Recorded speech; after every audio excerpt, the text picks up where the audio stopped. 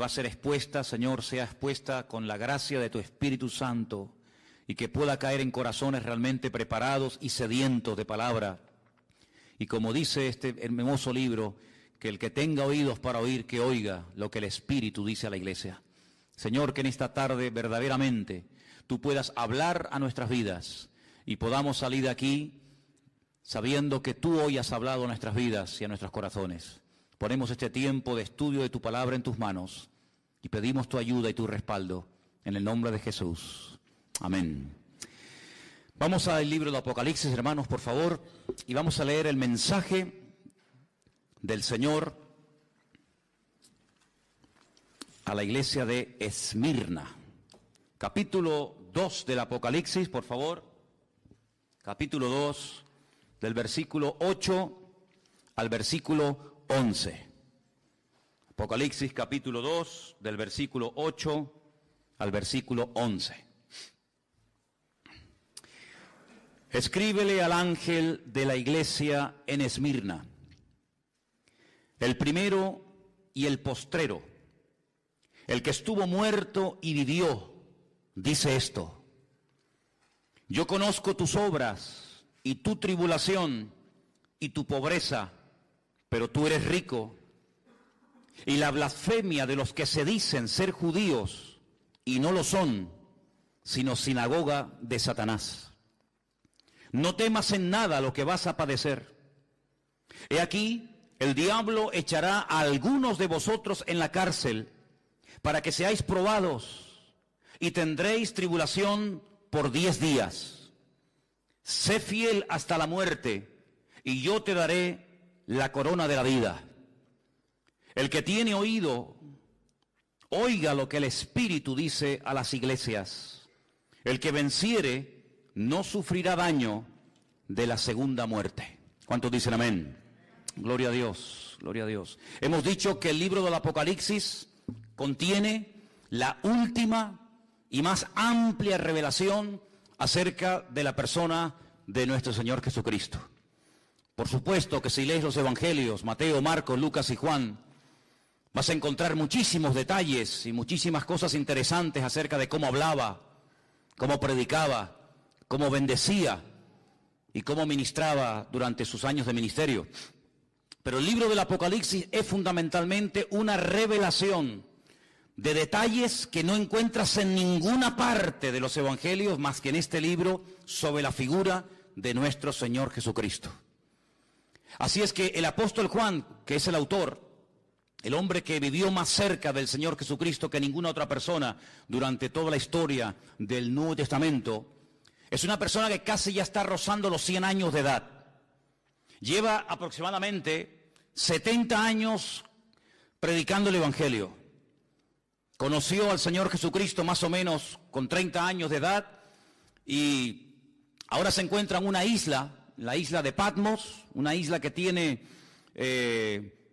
muy pocos kilómetros tanto de largo como de ancho, desterrado, dice él, por causa del Evangelio, por causa de la palabra de Dios. No está de vacaciones, no está de turista, sino que está condenado pues a morir de hambre, de sed, de frío o de soledad. Pero es allí, en medio de este caos, en medio de esta isla de piedra donde no hay prácticamente nada, donde el Señor Jesucristo se le presenta y lo primero que le dice es: no temas, no pasa nada, todo está bajo mi control. ¿Cuántos dicen amén? Es en esta isla donde él recibe la revelación de todo el libro del Apocalipsis y el Señor le dice que lo escriba, que no aprenda de memoria, que no intente retener la cantidad, los miles y miles de detalles y visiones y sueños que él va a ver, sino que los escriba.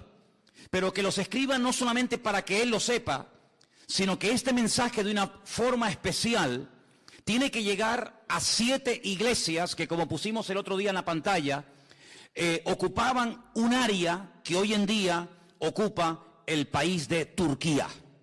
Las famosas 7 iglesias del Apocalipsis que están mencionadas aquí en el libro del Apocalipsis, ahí las tenéis.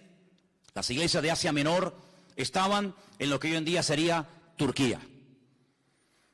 Un país hoy en día conquistado por el Islam, pero que en aquel tiempo era un pilar del cristianismo y de de misioneros y de obreros y de personas que amaban y servían al Señor con toda su alma y con todo su corazón. La semana pasada vimos lo que el Señor le dijo a la iglesia de Éfeso. Le dijo que reconocía que habían trabajado, que habían sido una buena congregación durante mucho tiempo, que estaban en un lugar muy difícil por la presión espiritual que sufrían los miembros de dicha congregación. Una iglesia que realmente fue una joya durante mucho tiempo, fue una iglesia madre que produjo otras congregaciones hijas, que son estas. Una iglesia donde el apóstol Pablo estuvo nada más y nada menos que 2 años de su vida allí, sin moverse, en Éfeso. Una iglesia que empezó con 12 personas, pero terminó con miles y miles de miembros. Y una iglesia que conocía muy bien Juan, porque los últimos días de la vida y del ministerio del apóstol Juan los pasó en Éfeso, no murió en Patmos, sino murió en Éfeso, y fue allí donde vivió también con la madre de nuestro Señor Jesucristo, con María, ¿verdad? Porque él recibió el encargo de cuidarla cuando el Señor Jesucristo moría en la cruz. En ese lugar también fue Timoteo, pastor de esa iglesia durante un buen tiempo. Las cartas que Pablo le escribe a Timoteo, se las escribe cuando es pastor en Éfeso. Allí también había un matrimonio que colaboraban activamente en la obra, un matrimonio que fue un apoyo tremendo para el ministerio del apóstol Pablo, porque además tenían la misma profesión de Pablo, y era Priscila y Aquila. También estuvo un tal Tíquico. Es decir, que los mejores ministerios de la época pasaron por esa congregación. Pero a 56 kilómetros de Éfeso se encontraba la ciudad de Esmirna. La ciudad de Esmirna era una ciudad muy importante. Era una ciudad que le llamaban la flor de Asia. Todos los piropos, la ciudad más hermosa, la ciudad más bonita de esa zona era precisamente la ciudad de Esmirna. La palabra Esmirna significa mirra. Era una ciudad que producía este elemento tan importante en la cultura religiosa de la época como era la mirra. Era una ciudad donde se cree que aproximadamente vivían más de 250.000 personas. Una ciudad bastante grande. Fijaros que el Señor, cuando le dice a Juan que le escriba a la iglesia, la forma como se presenta a la iglesia es muy interesante. Dice en el versículo 8, el primero y el postrero, el que estuvo muerto y vivió. Y esto no es casualidad, porque la ciudad de Esmirna fue fundada en el siglo XII antes de Cristo. Pero los lidios, no los libios, los lidios con D, la destruyeron completamente. Pero ustedes saben que Alejandro Magno, que tenía 4 generales muy importantes que tienen que ver mucho con la profecía del libro de Daniel, uno de ellos se llamaba Lisímaco, y decidió resucitar de los escombros a la ciudad de Esmirna. Después de 400 años de permanecer destruida, este general griego decidió volver a reconstruir la ciudad de Esmirna. Sí, una ciudad que estuvo muerta durante 4 siglos, pero que cuando Juan le escribe esta carta era una ciudad hermosa y activa y comercial y una ciudad muy importante. Por eso el Señor se presenta a la iglesia como el que estuvo muerto, mas he aquí que vive por los siglos de los siglos. Amén. Como ustedes, ciudadanos de Esmirna, estuvieron muertos, esta ciudad no existía y nadie hablaba de ella y no había vida, ni había jóvenes, ni había nada, pues ahora esta ciudad ha resucitado. Exactamente igual el Señor hace con la iglesia de Esmirna. Yo estuve muerto, intentaron destruirme, pero aquí que estoy vivo otra vez. Por esa razón el Señor se presenta de esta manera a esta iglesia. Es una ciudad hermosa, espiritualmente hablando muerta, espiritualmente hablando pobre, pero materialmente tremendamente rica. Qué paradoja, ¿no? Una ciudad rica, una ciudad donde sobraba trabajo, una ciudad próspera, pero espiritualmente tremendamente pobre. Cuando ustedes leen, por ejemplo, la carta de quien la haya escrito a los hebreos, dice que muchos hermanos en aquella época sufrían el despojo de sus bienes materiales. Por eso la iglesia de Esmirna estaba pasando, entre comillas, una crisis económica. Por eso dice, ustedes son pobres, pero pone entre paréntesis, pero sois ricos, en el sentido de que lo más probable es que las autoridades romanas de la época le hayan quitado todas las posesiones materiales a los hermanos de dicha congregación. Y probablemente era prácticamente imposible conseguir para un cristiano trabajo en la ciudad de Esmirna. Por eso estaban pasando un momento muy difícil. Pero no solamente en esta ciudad había estos problemas, sino que además en esta congregación el Señor les da una palabra de advertencia. Es una de las pocas iglesias de las 7, es una de las pocas congregaciones que no recibe, digamos, una palabra de exhortación para corregir el rumbo, en el sentido de que hay falsa doctrina, enfriamiento del amor o falsas profecías. No, no, no.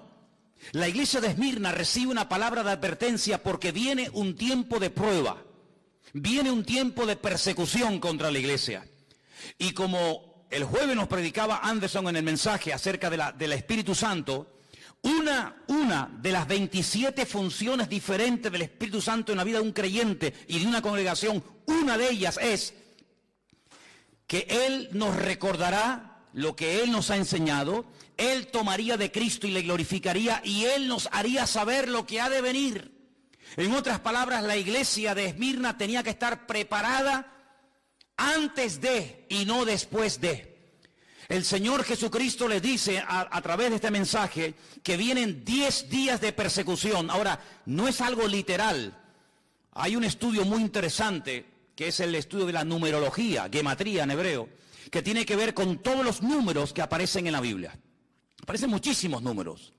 El número 10 no es un número literal en el sentido de que van a venir 10 días de persecución, sino es como una forma de decir, viene un periodo de tiempo, más o menos corto, de persecución.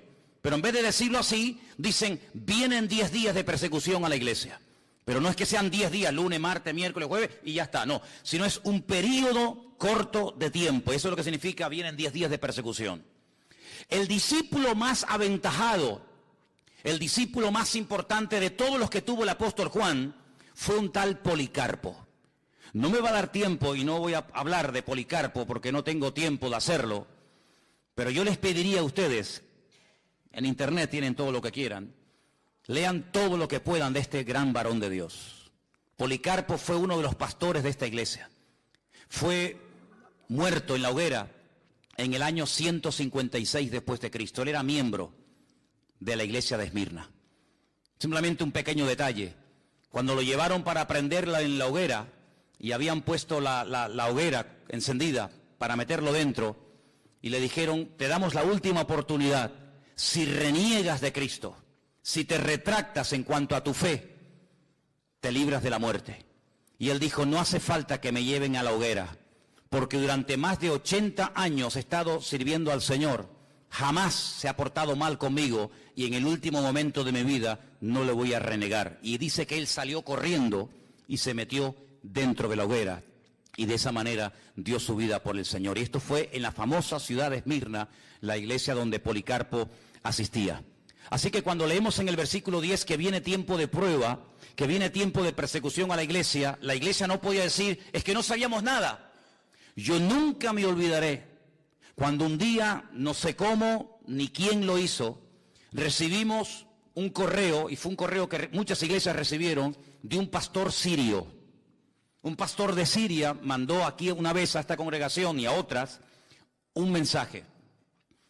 Y él decía, si nosotros hubiéramos orado más, cuando tuvimos tiempo para orar, si nosotros nos hubiéramos verdaderamente preparado y no hubiéramos perdido tanto el tiempo en cosas vanas y en cosas que no, al fin y al cabo no sirven para nada, hoy muchos de los hermanos de nuestra iglesia que han muerto como mártires estarían vivos. Pero no tuvimos tiempo, entre comillas, para oír la voz de Dios, para prepararnos. Y entonces bombardearon nuestra iglesia, quemaron nuestra congregación, mataron a muchos hermanos de la iglesia, porque no estábamos preparados. En el tiempo de libertad no nos preparamos creyendo que este tiempo iba a durar siempre y no nos hemos dado cuenta de que nuestro país está siendo destruido. Y la última comunidad del mundo de hermanos nuestros que todavía hacían el culto y leían la palabra y hablaban en los cultos en arameo, el idioma de los tiempos del Señor Jesucristo, pues prácticamente desapareció. Y me venía esto a la mente porque el Señor lo que hace a través de su siervo Juan es decir a la iglesia, prepárense hermanos, que vienen tiempos difíciles, que vienen tiempos de tribulación, que vienen tiempos de prueba, pero no temáis. como diciendo, todo está bajo control. El enemigo no podrá hacer con ustedes ni con nadie lo que quiera, sino que él irá hasta donde yo le permite llegar. ¿Cuántos dicen amén? Miren lo que dice el versículo 9, qué interesante. Yo conozco tus obras y tu tribulación y tu pobreza. Déjenme que les diga este dato, porque si en algún momento lo oyes o alguien te hace este comentario, quiero que tú ya sepas de antemano lo que te puede decir alguien. En la mayoría de los manuscritos que se han utilizado para traducir del griego al castellano este texto, en la mayoría, no en todos, en la mayoría de los textos, la palabra obras no aparece. Para que si algún día alguien te hace ese comentario, no te quedes con la boca abierta diciendo, ¿ah, no? No. En la inmensa mayoría de los manuscritos, el texto dice, yo conozco tu tribulación y tu pobreza. En muy pocos manuscritos aparece la palabra obras. Por lo tanto, es un detalle que tienen que tener en cuenta. Pero no varía el texto en absoluto. Yo conozco tus obras, tu tribulación y tu pobreza, y la blasfemia de los que se dicen ser judíos y no lo son, sino sinagoga de Satanás. Aquí la palabra tribulación, hermanos, no solamente es un tiempo de persecución, de matanzas, de martirio y de crímenes, sino habla también, hace referencia a un tiempo de presión. A un tiempo en el que será muy difícil vivir tu vida y tu relación con el Señor. Un tiempo en el que vas a tener que aprender a trabajar y a moverte y a servir al Señor bajo presión. Y es que cuando vamos a la palabra de Dios, encontramos que el Señor nos quiere enseñar y nos quiere capacitar para poder trabajar y para poder servir al Señor en todo tipo de situaciones. No solamente cuando hay aplausos y reconocimiento y abundancia, etcétera, etcétera, lo cual es muy fácil, sino que el Señor fundamentalmente está más interesado en preparar y en entrenar a su pueblo para la tribulación, para la presión y para las dificultades que realmente para la prosperidad y para la abundancia. Y eso es lo que el Señor le está diciendo a la iglesia. Vienen tiempos en los que los creyentes en esta ciudad de Esmirna van a ser tremendamente presionados. Se van a sentir como gente pobre, como miserables, pero recuerden, ustedes son ricos. Porque la riqueza del creyente no depende de su patrimonio. Porque la riqueza del creyente no depende de lo que tiene, sino depende de lo que es y al Dios que sirve. ¿Cuántos dicen amén? Por lo tanto dice, ustedes se sienten como pobres. No tenemos dinero, no tenemos mucho poder adquisitivo, no tenemos muchos recursos económicos, pero olvídense de eso. Vuestra riqueza no es lo que tenéis, vuestro patrimonio, que nadie os puede quitar, dicho sea de paso, es la presencia y la gloria del Señor en vuestras vidas. Además dice que habla de la blasfemia. La palabra blasfemia se podía haber traducido, y yo pienso que hubiera sido una mejor traducción, por palabra calumnia. Es decir, vienen tiempos en los que a ustedes les van a levantar calumnias. Es decir, van a utilizar las autoridades contra vosotros, falsos testigos que os calumnien, para tratar de frenar el avance y desterrar definitivamente el testimonio de Jesucristo en la ciudad de Esmirna. Y uno dice, pero ¿cómo es posible todo esto? Te vuelvo a repetir, porque el Señor dice que para el mundo viene un tiempo de persecución para la iglesia, pero la iglesia lo tiene que tomar desde un punto de vista de que está siendo probada por el Señor. Y dice la Escritura que la fe del creyente, tarde o temprano, sí o sí, tiene que ser probada por el fuego. Y una vez que sea probada, esa fe realmente sea una fe a prueba de bombas. Y sepa moverse en toda situación y en toda circunstancia, bajo presión, bajo libertad, bajo persecución o bajo lo que sea. Habla acerca de un tipo de personas en la ciudad de Esmirna que dice, se dicen judíos. Y esto tiene una doble interpretación. Unos comentarios dicen que cuando Juan emplea la palabra que hay personas que se dicen judíos, puede ser que efectivamente fueran judíos de raza, personas judías que se oponían al avance del Evangelio y al establecimiento de la obra del Señor en Esmirna. Puede ser. Pero otros comentarios dicen que puede ser que eran personas con tendencias judaizantes. Es decir, personas que no eran realmente judías, pero que querían hacerse pasar por judíos. Y la pregunta es, ¿por qué se querían hacer pasar por judíos en aquella ciudad? Porque los judíos gozaban en Esmirna del beneplácito de las autoridades.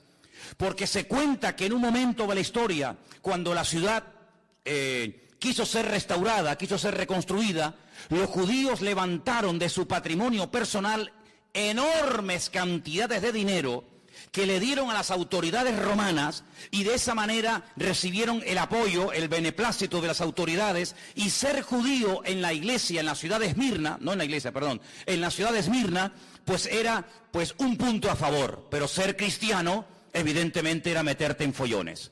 Por lo tanto, algunas personas que no eran judíos de raza, de etnia, se hacían pasar por judíos para que de esa manera no tuvieran problemas con las autoridades romanas, pudieran desarrollar sus actividades comerciales, pudieran conseguir trabajo, etcétera, etcétera. Por eso dice, los que dicen ser judíos, que puede ser que lo eran, o también puede ser que no lo eran, pero se hacían pasar por lo que no eran para no tener ningún tipo de problema.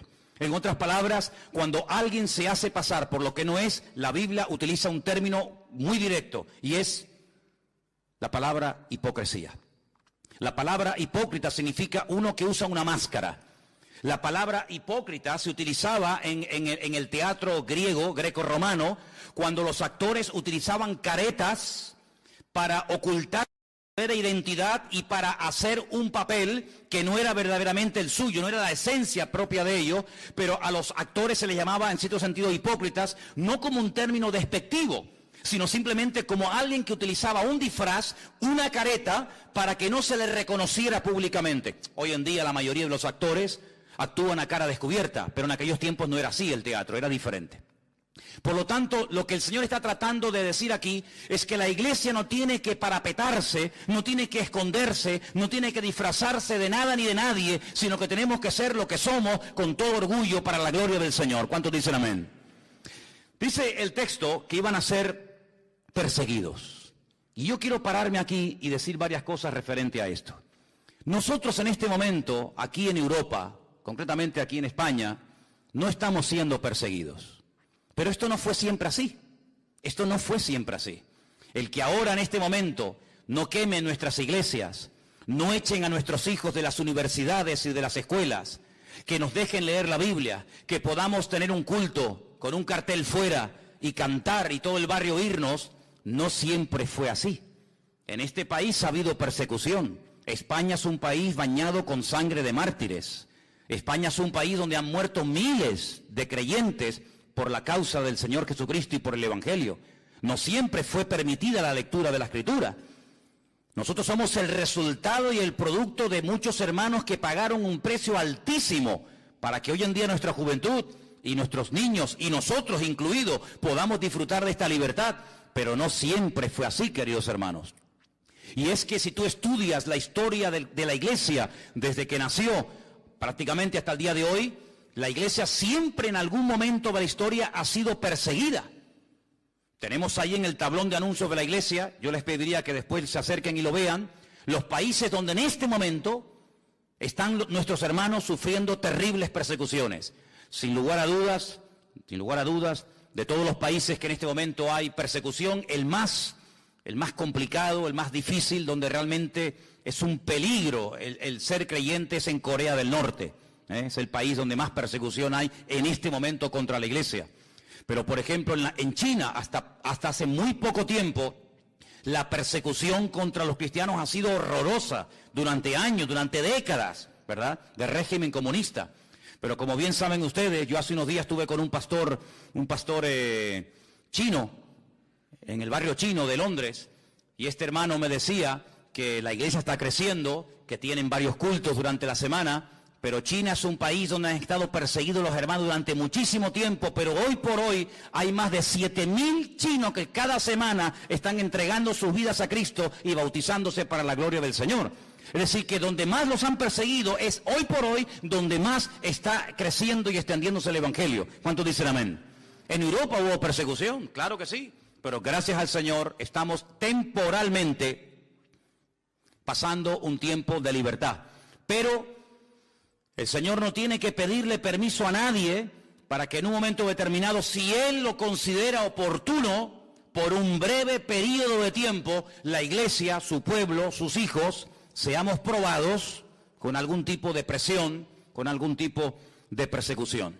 El creyente tiene que partir de la base de que por muy bien que lo quieras hacer, por muy bien que te comportes, por muy buen testimonio que tengas, en cualquier momento se pueden levantar enemigos contra ti. El apóstol Pedro es muy claro cuando habla a los hermanos que están siendo perseguidos en aquella época y les dice: hermanos, por favor, no os sorprendáis del fuego de la prueba que os ha sobrevenido, como si alguna cosa extraña os aconteciese. Los padecimientos que estáis pasando en este momento en otras latitudes, en otras naciones del mundo, también hay hermanos que los están experimentando y sufriendo. Por lo tanto, si en algún momento nos enteramos, o tú mismo, en la familia, en el trabajo, en la universidad, o donde sea, te sientes presionado, perseguido, cuestionado, etcétera, no te sorprendas, va en el paquete, va incluido que en un momento determinado, sin necesidad de pedirte permiso, Dios te puede poner a prueba en este área de tu vida si Él lo considera oportuno. ¿Pero qué le dice el Señor a la iglesia? ¿Solamente le da la información? ¿Para qué? ¿Para asustarla? No, para prepararla. Pero además le dice: no temas. Y esta expresión, hermanos, no temas, es una expresión que a mí de verdad me fascina, porque el Señor sabe que como seres humanos en algún momento podemos tener miedo. Hay gente hoy en día, tal vez entre nosotros puede ser, que haya gente que le tenga miedo a cosas que si las contaras y las dijeras, tal vez alguna persona se reiría, pero a ti realmente te da temor. Hay gente que es incapaz de acercarse al borde de una montaña porque dice que se le va la cabeza y tiene miedo a las alturas. Hay gente que tiene miedo a los gatos. Hay gente que tiene miedo a quedarse solo o sola. Hay gente que tiene miedo a caer enfermo. Hay gente que tiene miedo a dormir con la puerta cerrada y tienen que dormir con la luz encendida. Hay tanto tipo de temores.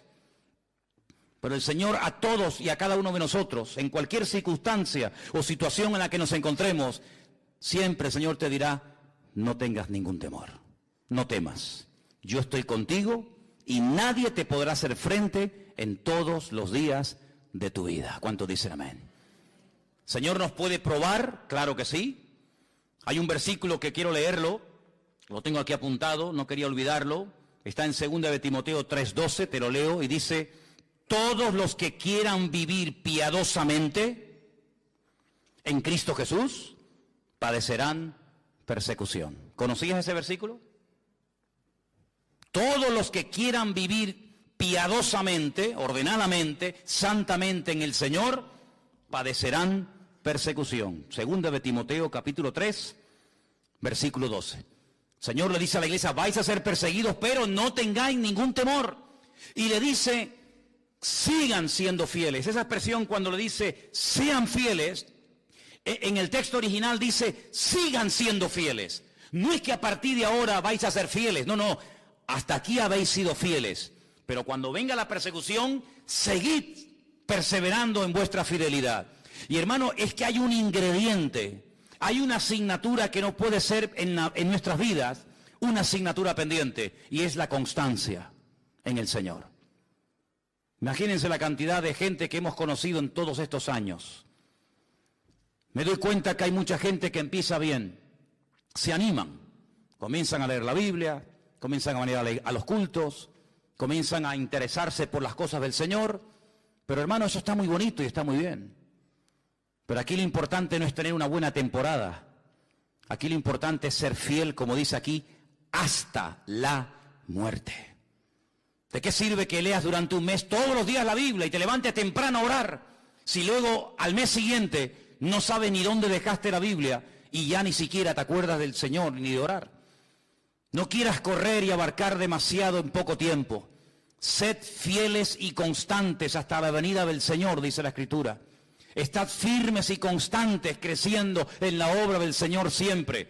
La Biblia apela continuamente a la fidelidad, a la constancia, a la perseverancia. Un día y otro día, sin afanarse, sin preocuparse, sin ningún temor, sin ninguna preocupación, sino dependiendo el minuto a minuto, el día a día de la presencia de nuestro Dios.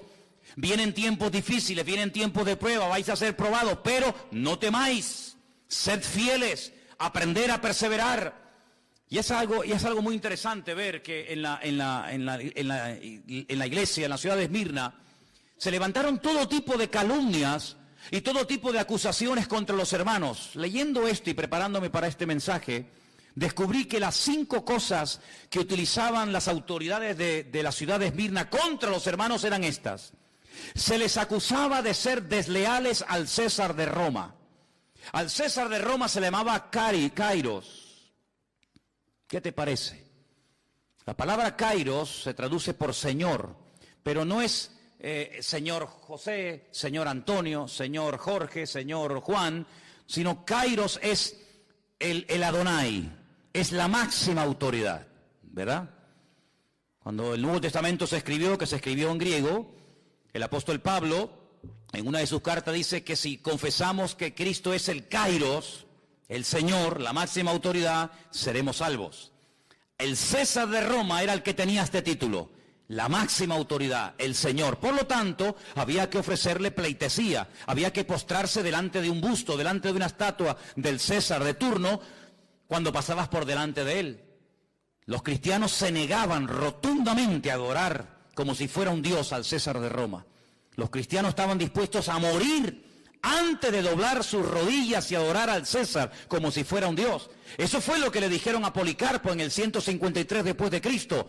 ¿Pero qué más te da? Di que el César es el Kairos, que es el Señor, y después te vas a tu casa y aquí no ha pasado nada. Pero él dijo, bajo ningún concepto, el Kairos, mi autoridad y mi Señor no es un hombre, es mi Señor Jesucristo. ¿Cuántos dicen amén? Por eso eran acusados de ser gente peligrosa, de ser gente desleal a las autoridades de la época, nada más lejos de la realidad. Segunda calumnia o acusación, que era gente inmoral y practicaban el canibalismo. Y tú dices, ¿cómo se puede acusar a un cristiano de ser un caníbal? Porque resulta que cuando llegaba el momento de partir el pan y el vino, esas reuniones que se llamaban en aquella época ágapes, donde había coinonía, donde había comuniones, eran a puerta cerrada. Sí, hermanos, sí. Eran a puerta cerrada, no podían entrar gente que no fuera realmente miembros de la congregación, no podían entrar visitas, no podían entrar inconversos. Los ágapes, cuando se repartía el pan y el vino, aquel pacto, aquel nuevo pacto, donde el Señor dijo, el que no come mi carne y el que no bebe mi sangre, y sabemos que es algo metafórico, de ahí que tenemos que estudiar hermenéutica, ¿verdad?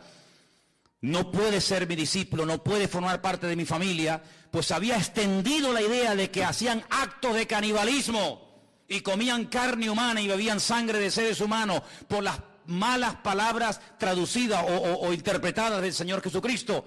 Y decían que esos actos eran como lo que hacían los romanos, orgías y lugares de promiscuidad sexual, y los acusaban de eso. Tercera calumnia o acusación, los acusaban de ateos, como si fuera un delito ser ateo. Pero como no eran politeístas, como no adoraban a Afrodita, ni a Apolos, ni a Júpiter, ni a ninguna divinidad de la época, sino que adoraban a un solo Dios y que encima no se le podía representar en forma de hombre o de mujer, los llamaban ateos, personas peligrosas, porque eran personas en contra de la religión establecida de la época. Los acusaban de incendiarios. Ahora pueden entender por qué Nerón les echó la culpa a los romanos de haber prendido fuego a Roma, lo cual no fue cierto, que lo hicieron los cristianos, sino fue él. ¿Por qué? Porque en los cultos se hablaba mucho acerca del infierno. Se hablaba mucho acerca de las llamas eternas del fuego del infierno. Y entonces les acusaban de que esta gente algún día le prendería fuego a las fortalezas romanas, a los templos romanos y a las ciudades romanas y las terminarían destruyendo. Y finalmente los acusaban de romper familias. Es decir, el evangelio a veces distancia y separa miembros de la familia. Seamos sinceros. La Biblia nos enseña que a veces cuando una persona se convierte, tus familiares por un tiempo, no siempre, pero por un tiempo, pueden llegar a convertirse en tus peores enemigos. Cuando yo me convertí y comencé a asistir a una pequeña congregación en Las Palmas, había una chica que se había convertido, que había sido drogadicta y había practicado un tiempo la prostitución. Y su padre delante de mí le decía, prefiero verte otra vez drogándote y prostituyéndote que yendo a esa iglesia a adorar a ese Dios y juntándote con esa gente. ¿Y cómo un padre le puede decir eso a una hija? Pues se lo decía, hermanos. Y a veces cuando tú te conviertes al Señor con toda la alegría, ¿verdad? Y con todo el gozo del mundo que conlleva el tener a Cristo en tu vida, vas a tu hermano, a tu sobrino, a tus hijos, a tu padre, a tu madre, a tu marido, y resulta que se te vuelven en contra. Y tú dices, pero ¿cómo puede ser esto? Te vuelvo a repetir, va en el paquete, no te sorprendas. Todos, o la mayoría de los creyentes que hemos aceptado al Señor, que no hemos nacido en hogares, entre comillas, de cristianos practicantes, como lo que consideramos hoy en día, hemos tenido que pasar por esas tribulaciones y por esas pruebas, pero, ¿qué dice la Biblia? No temas, persevera, sé fiel hasta la muerte y el Señor te dará la corona de la vida. ¿Cuántos dicen amén? Hay un salmo muy bonito que dice, Señor, dame fuerzas para que no claudique y mi enemigo se ríe de mí diciéndome, ves, lo logré vencer. Así que mentalízate de que hay ojos, hay familias, hay amigos, hay vecinos, hay compañeros de trabajo que te observan, que te estudian, que te analizan y están esperando el más mínimo fallo para enseguida tirarse encima de ti. Por eso tienes que buscar más que nunca al Señor, porque la vida cristiana no se ha diseñado para vivirla herméticamente en una burbuja que nadie se entere. No somos espías del reino de Dios, somos testigos del reino de Jesucristo. ¿Cuántos dicen amén? No hacemos las cosas a escondidas, sino que somos luz y sal de la tierra y queremos que todo el mundo y las puertas de nuestra iglesia estarán siempre abiertas para que cualquier persona en cualquier momento pueda venir y grabar y filmar y sacar fotografías y hacer lo que quieran, porque no nos ocultamos, porque no tenemos ningún temor de decir somos hijos del Rey de Reyes y Señor de los Señores, y no nos avergonzamos del Evangelio, porque el Evangelio es poder de Dios para salvación. ¿Cuántos dicen amén? Pero a ellos los acusaban de eso en aquella época, y muchos murieron, y muchos fueron descuartizados y quemados y torturados hasta la muerte. Ahora, hay algo muy interesante en el mensaje del Señor a esta iglesia que quiero destacar. Si os dais cuenta, en el versículo 9 aparece un nombre. Dice que había personas que, decían ellos que eran judíos y no lo eran, sino sinagoga de Satanás. Y luego aparece en el versículo 10 la palabra diablo. La palabra Satanás, que significa adversario, es un nombre que viene del hebreo. En hebreo no se dice Satanás, se dice Satán, que significa adversario. Y después en el versículo 10 aparece la palabra diablo, que significa acusador. Es el mismo personaje, pero como a veces aparece, habéis visto en la Biblia, ¿no? Seol y Hades. ¿Habéis visto, no? Es lo mismo, es el mismo sitio, pero uno está dicho en griego y otro está dicho en hebreo. Bueno, pues Satanás está dicho en hebreo y diablo está dicho en griego. Pero es la misma persona. Lo que pasa es que el significado de Satanás es adversario, como he dicho, y el nombre diablo significa acusador. ¿Por qué dos nombres en el mismo pasaje a la misma iglesia? Por una sencilla razón. Porque el nombre es el código genético de la persona. El nombre es mucho más que una señal identificativa. Si yo digo, por ejemplo, a ver, Ferrari, ¿qué les viene a la cabeza? Un coche. Cristiano Ronaldo.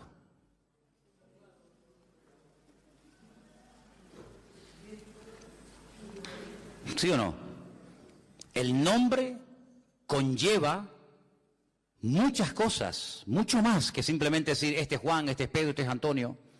En la Biblia la palabra nombre es Shem. Quédense con eso. Shem. La palabra alma es Neshama. Shem, Neshama. Nombre, alma. Si yo les escribo la palabra alma, que es la vida, ¿verdad? En medio de la palabra Neshama, la palabra alma, dentro está la palabra Shem. Está la palabra nombre. Cuando el Señor trataba con mucha gente a lo largo de la historia, había momentos, no siempre, había momentos en los que le cambiaba el nombre a la persona. Porque el nombre es como una especie de código genético, es una especie de esencia que se revela a través del nombre. Cuando vieron en un parto que un niño salía y que el otro, que era gemelo, la agarraba por el talón, por el calcañar, dijeron en ese momento, ¡ay, mira, es un Jacob! Es un suplantador, es uno que quiere salir primero y agarra al hermano por el pie. Y le pusieron Jacob, porque es uno que quiere suplantar, no quiere salir el primero, pero el hermano se le adelantó. Ya dije una vez que en la cultura hebrea el tema de los gemelos se explica con una botella.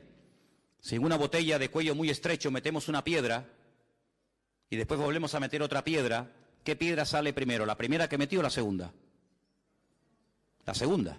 Entró una piedra, se fue al fondo, metí otra piedra y se quedó encima de la piedra anterior. Luego la segunda que entró sale la primera y la primera que entró sale la segunda. Así se explica.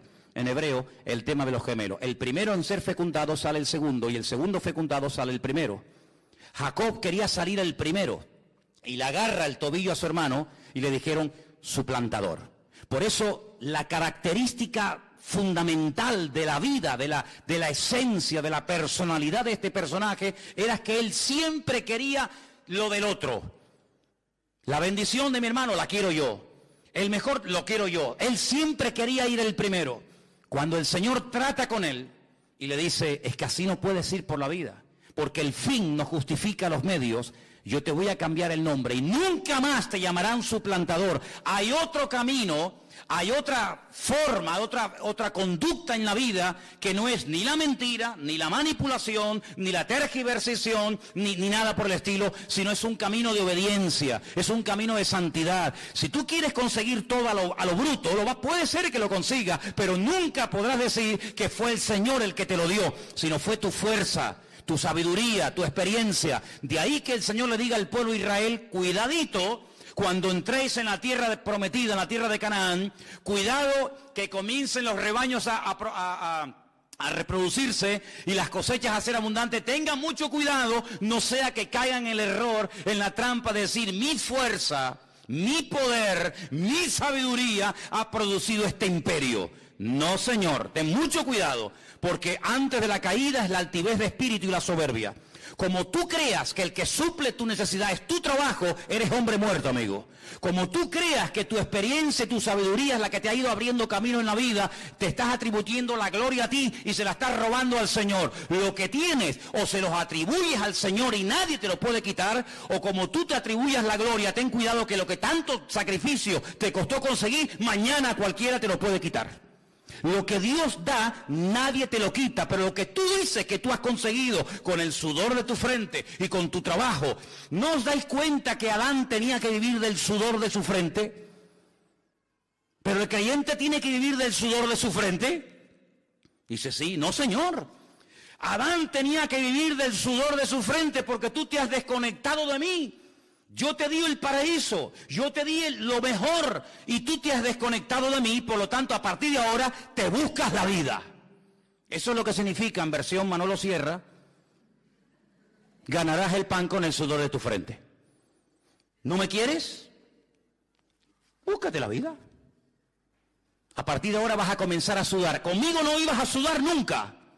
A partir de ahora cuando sudes vas a decir, madre mía, ¿cómo cuesta sacar estas patatas? ¿Cómo cuesta conseguir este trabajo? Claro, pero cuando vamos al Nuevo Testamento, encontramos que el modelo que Cristo nos enseña es otro. Dice, el justo por la fe vivirá.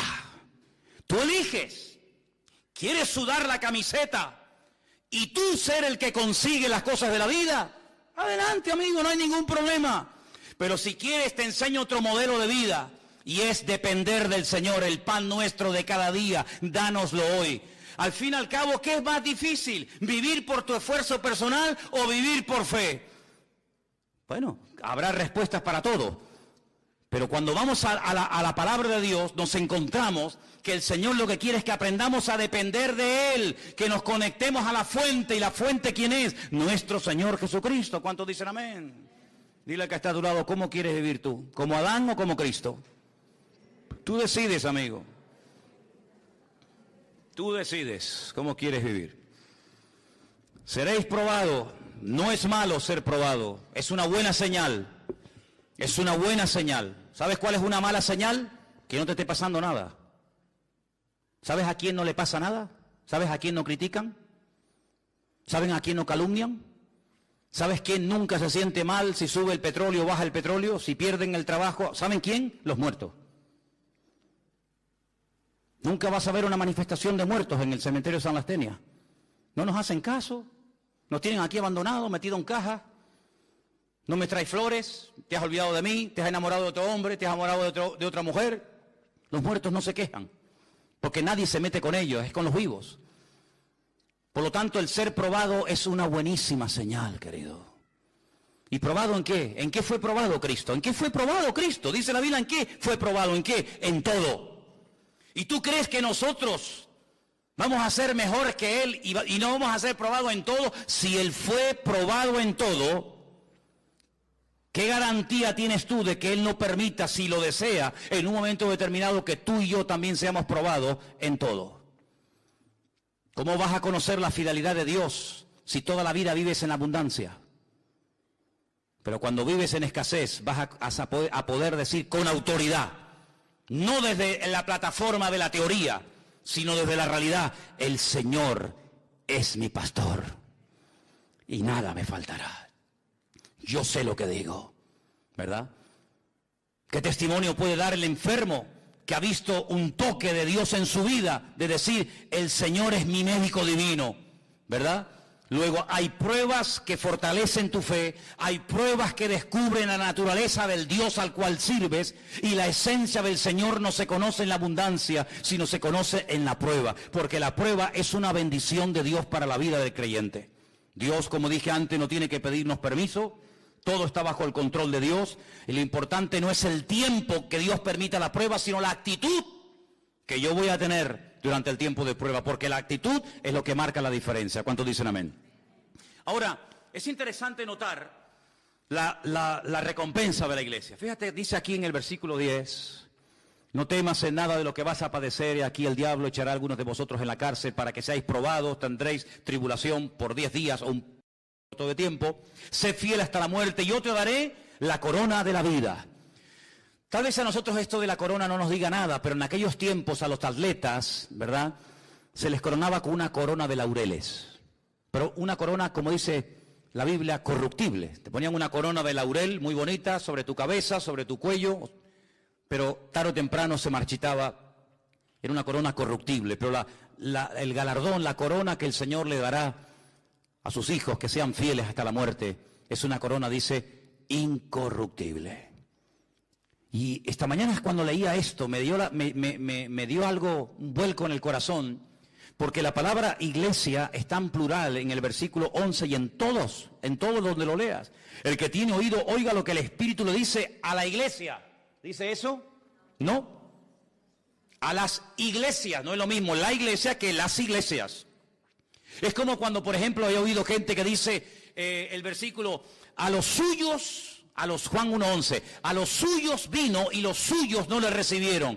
Yo a veces me quedo callado, no les digo nada, pero eso no dice la Biblia. ¿Ah, no? No. Algunos dirán, no, en la mía sí dice eso.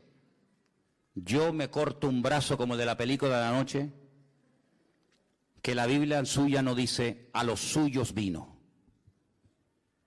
sino que la Biblia dice, a lo suyo vino, y los suyos no quisieron recibirlo. Si yo vengo a lo mío, yo vengo a cumplir con la voluntad de mi Padre, yo vengo con un propósito eterno, y si ustedes no lo quieren recibir, no es problema mío, pero yo vengo a lo mío, yo vengo a hacer la voluntad de mi Padre, no vengo a agradarles a ustedes, vengo a agradar a mi Padre, y cada palabra que sale de mi boca no sale por mí mismo, sino que el Padre me da autoridad para que salgan esas palabras, y las obras que yo doy dan testimonio de que mi Padre me está avalando y me está respaldando en lo que estoy haciendo. Bueno, pues así como ese versículo no dice eso, este tampoco dice que el que tiene oído para oír, oiga lo que el Espíritu dice a la iglesia. Bueno, pues si tengo que oír lo que el Señor dice a la iglesia, pues estaría... No, dice a las iglesias. Es decir, te amplía la visión, una visión amplia. No una visión local, sino una visión universal. ¿Qué le está diciendo el Señor no solamente a mi congregación, a mi iglesia local, a la cual pertenezco, sino que le está diciendo el Señor a su iglesia, a sus congregaciones en todas partes del mundo? Cómo el Señor se está moviendo en estos últimos años en la iglesia a nivel general en el mundo. Eso me interesa saberlo a mí. ¿Por qué? Porque si tú estudias lo que se llama eclesiología, que es el estudio, el desarrollo de la iglesia a lo largo de la historia, tú te das cuenta que el Señor no trató con nuestros hermanos en la década de los años 80 igual que trató a los hermanos de la década de los años 60. La misma iglesia, el mismo evangelio, la misma Biblia, pero Dios no se movió igual en los años 60 que en los años 80 que en el siglo XXI. Las cosas que están ocurriendo hoy hacía mucho tiempo que no ocurrían en la trayectoria de la iglesia. Por lo tanto, hay un mensaje local, hay un mensaje individual, pero también hay un mensaje colectivo. Y yo creo que una de las cosas, permítame que dé otra opinión personal, una de las cosas que el Señor nos está diciendo a todos los cristianos es: prepárense que vengo pronto. ¿Cuántos dicen amén? Porque ninguna iglesia, ninguna generación de creyentes ha estado más cerca de la segunda venida del Mesías que nosotros. ¿Vieron hermanos que murieron con la fe de verlo venir y no lo vieron? Pero nosotros en este momento estamos viendo profecías que hace 2000 años que no se cumplían. Estamos viendo cosas que se dan hoy en día tan fácilmente que hace 10 años atrás hubiera sido imposible que eso que hoy en día es normal se dé hoy por hoy. Por lo tanto, es muy importante que abramos los oídos y estemos atentos.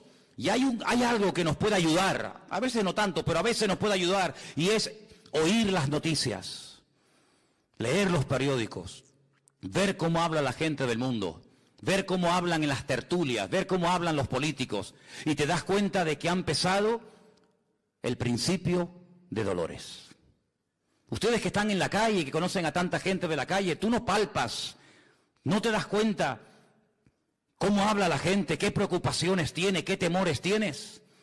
Por eso dice la Biblia que en los últimos tiempos las iglesias tienen que estar atentos a los mensajes en plural que Dios está lanzando a su pueblo, porque el Señor no ha parado de hablar. El problema es que hay muchos que han dejado de oírle. Y cuando una persona no le oye es porque o no quiere oír o porque es sordo. Y la iglesia no es sorda, pero hay creyentes que a veces no quieren oír ciertas y determinadas realidades. Ahora, dice que la promesa para la iglesia es que les daría una corona de vida, pero algo muy interesante que le promete a esta iglesia, y es que no experimentarían, no sufrirían ningún daño de la muerte segunda. A lo mejor algunos de ustedes saben lo que es la muerte segunda, pero otros dicen: ¿cómo que la muerte segunda? Voy a ver si lo digo bien. El que nace una vez, morirá 2 veces. El que nace 2 veces, morirá una vez. Lo repito. El que nace una vez, morirá 2 veces. El que nace 2 veces, morirá una vez. ¿Lo habéis entendido? ¿Lo podemos decir juntos? A ver si vais a meter la pata. Venga. El que nace 2 veces, morirá una vez. El que nace una vez, morirá 2 veces. ¿Cuántas muertes hay? Bueno, vamos a leer en la Biblia. Que sea la misma Biblia la que nos hable. Apocalipsis 20:11. Vais a ver cómo lo vais a captar al momento, sin ningún problema. O de aquí salimos teólogos o salimos locos como cabras, ¿no? No hay término medio. Apocalipsis capítulo 20, versículo 11. Escuche. Casi al final del libro. Vi un gran trono blanco y al que estaba sentado en él, de delante del cual huyeron la tierra y el cielo, y ningún lugar se encontró para ellos. Escucha. Vi a los muertos, grandes y pequeños, de pie. A los muertos, sí, de pie, ante Dios. Los libros fueron abiertos, y otro libro fue abierto, el cual es el libro de la vida. Se hace mucha referencia al famoso libro de la vida. ¿Qué es el libro de la vida? El libro de la vida es el libro de familia de Dios. Ustedes tienen un libro de familia, ¿no? Y ahí aparece el nombre de los hijos, cuando nacieron. Pues Dios tiene un libro de familia, claro, imagínate cómo será el libro. El libro de familia de Dios se llama el libro de la vida. Hay otros libros, la Biblia habla de otros libros, sí, habla del libro donde se escriben lo que hemos hecho. El libro de las obras, ya eso está en el Antiguo Testamento. Pero luego habla del libro de la vida. Y otro libro fue abierto, el cual dice aquí es el libro de la vida. Ahora, un pequeño matiz, permitan que haga esta pausa. La palabra vida en hebreo nunca se puede escribir en singular, ¿vale? La palabra vida en hebreo es hayim y siempre es plural. No hay vida, hay vidas. Es una palabra muy interesante porque la Biblia habla de varias vidas, no de esta vida efímera y pasajera, ¿verdad? Entonces es el libro de las vidas, pero bueno. Fueron juzgados los muertos por las cosas que estaban escritas, ¿dónde? ¿En el libro de la vida? No, en los libros. Luego hay libros de registro de nuestra vida, lo que hicimos y por qué lo hicimos y cómo lo hicimos. No es que yo hice tal cosa, pero ¿cómo lo hiciste, mijo? Quejándote, lamentándote, ¿qué te crees? ¿Que es el número de lo que hace, el número de cosas? No, es con qué actitud haces las cosas. Entonces fueron abiertos esos libros según sus obras y el mar entregó los muertos. Ahí estaba Miriam, Leonardo DiCaprio, el de Titanic. El mar entregó los muertos que había en él y la muerte y el Hades. Hades es en griego, lugar de los muertos. Seol, lugar de los muertos, es en hebreo, lo mismo. Entregaron los muertos que había en ellos y fueron juzgados cada uno según sus obras. La muerte, fíjate, es como un ente particular, ¿no? La muerte, no es algo abstracto. La muerte y el Hades, dos cosas diferentes, fueron lanzados al lago de fuego. Esta es la muerte segunda. ¿Te das cuenta? Esta es la muerte segunda. Y el que no se halló inscrito en el libro de la vida fue lanzado al lago de fuego. Cuando una persona nace, y todos los que estamos aquí tenemos en común que todos hemos nacido, unos en un lugar, otros en otro, unos de una manera y otros de otra manera, etcétera. Hemos nacido físicamente, de un padre, de una madre, pero ese nacimiento no nos permite entrar en la vida eterna. Por eso el Señor Jesucristo a Juan en capítulo 3 de San Juan, lo pueden leer después en casa tranquilamente, les dice, mira Nicodemo, déjate de historias. No, es que yo sé que tú has venido de Dios porque nadie puede hacer, que te dejes de historia. No quiero piropos, no quiero que me estés haciendo la pelota, Nicodemo. Si no naces de nuevo, no puedes entrar en el reino de los cielos. Nicodemo dijo, ¿qué? Abraham nunca habló de esto, ni Moisés, ni David, ni Jeremías, ni Salomón. Nacer de nuevo, ¿eso qué es? Me estás diciendo que si no vuelvo a nacer del vientre de mi madre, no puedo entrar en el reino de los cielos. Y el Señor le dice, ¿y tú eres maestro de Israel? ¿Y no entiendes esto? ¿Por qué tipo de maestro eres tú? Lo que es nacido de la carne, carne es. Y lo que es nacido del espíritu, espíritu es. Vamos a ampliar el concepto. Pablo escribe una carta a los Efesios y les dice, Él, el Señor, os dio vida cuando estabais muertos en vuestros delitos y en vuestros pecados. No solamente de muerte se muere. No solamente una persona está muerta cuando lo llevas al cementerio y lo entierras, sino que hay personas que comen, hablan, respiran, dan discursos políticos, dan clases en la universidad, tienen familia y están muertos espiritualmente hablando, ¿se sobreentiende? Porque somos espíritu, alma y cuerpo. Cuando el alma se separa del cuerpo, pierdes la vida física. Pero cuando el espíritu se desconecta de Dios, aunque tengas vida física, espiritualmente hablando, estás muerto, querido. Y cuando el Señor viene a nuestra vida, Él que dice, yo soy el camino, la verdad y la vida. Y hasta que Cristo no esté en tu corazón, aunque seas el hombre más famoso e importante del mundo, espiritualmente hablando, tú estás muerto. Por eso, si no naces de nuevo, no puedes heredar la vida eterna. Porque si nosotros heredásemos la vida eterna por nuestro nacimiento natural, por nuestro nacimiento físico, ¿para qué tuvo que venir Cristo a morir por nosotros en la cruz? Si ya simplemente por el hecho de nacer, ya soy salvo, entonces, ¿qué yo de salir por las calles y predicar el evangelio a nadie? ¿Qué necesidad tenemos de que Cristo viniera a este mundo? Ninguna. Pero no te das cuenta que cuando Adán se desconectó, cuando Adán se quedó sin la cobertura del Creador, quedó a la deriva. Sí, comía, tenía hijos, se reproducía, tenía amigos, viajaba, cantaba, bailaba, pero estaba espiritualmente muerto.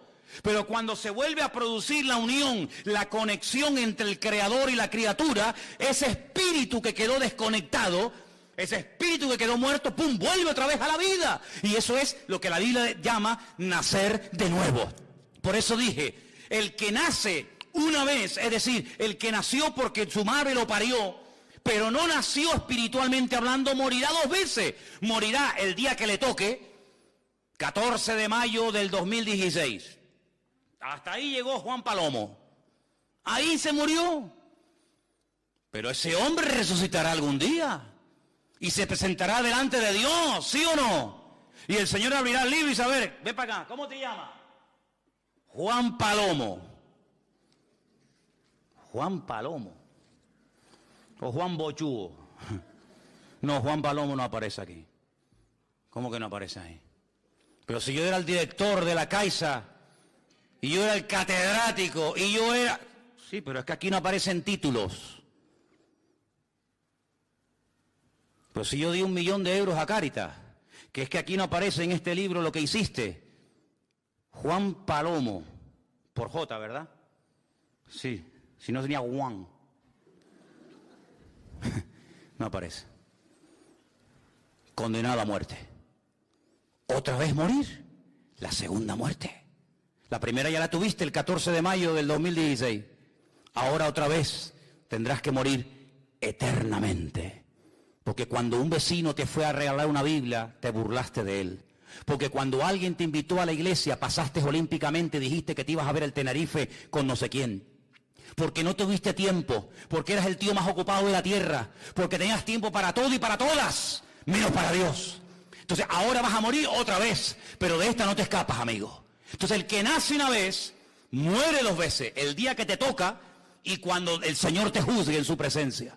Pero si tú naces 2 veces, yo nací el 2 de octubre de 1961 en Caracas, Venezuela. Yo nací una vez, pero hace no sé cuántos años atrás, alguien me habló de Cristo y yo le dije, Señor, cámbiame la vida, yo acepto a Cristo como mi Señor y mi Salvador personal. Y ese día en Las Palmas yo volví a la vida, volví a nacer de nuevo. Y entonces cuando yo muera, pues moriré una vez. Pero cuando resucite y me presente delante del Señor, el Señor me dirá, buen siervo fiel, en lo poco fuiste fiel, en lo mucho te pondré.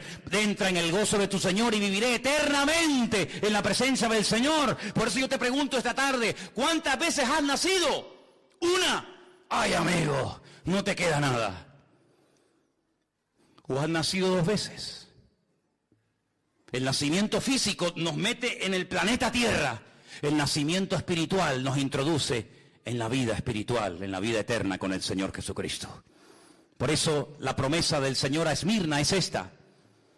El que cree en mí no sufrirá, no experimentará ningún daño de la segunda muerte. Hay gente que tiene ya el nicho comprado, las flores, la caja, todo lo tienen ya listo. A Santa Lucía o a Mafre, le tienen ya todo comprado. ¿Y cómo se compra la vida eterna, amigo? ¿Qué compañía de seguro te la ofrece? Yo les animo a que mañana vayan a Mutua Tenirfeña o a Mafre o a la compañía que ustedes quieran y le digan, mire, estoy asistiendo a una iglesia evangélica y el pastor predicó ayer de que tengo que tener la vida eterna. Ustedes me pueden preparar mi morada celestial en la presencia del Señor por la eternidad. Y te voy a decir, esta gente está loca como cabra, amigo. Porque el mundo nos prepara para la vida esta, para esta vida. Y el diablo es un experto en tener entretenida a la gente para que no piense que esta vida es pasajera, pero que la verdadera vida es la que nos falta. Miren cómo hacen los casinos, sin ventanas. ¿Para qué? Para que la gente pierda la noción del tiempo.